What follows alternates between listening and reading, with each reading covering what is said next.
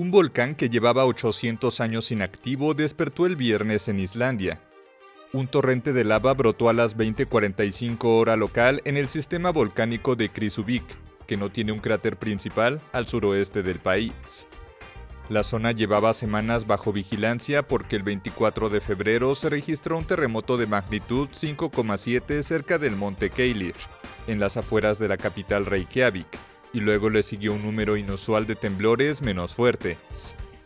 Una pequeña erupción volcánica proseguía el sábado sin mayores afectaciones.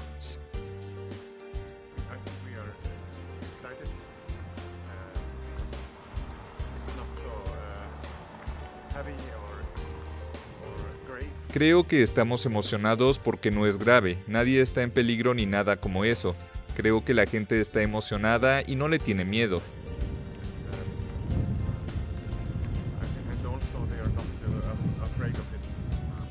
Por el momento las autoridades no informaron de que haya caído ceniza, pero podrían producirse fragmentos de magma solidificado y emisiones de gas, por lo que pidieron a la población quedarse en casa debido al riesgo de contaminación. El aeropuerto internacional de Keflavik pudo seguir operando de manera normal. Hemos monitoreado el área.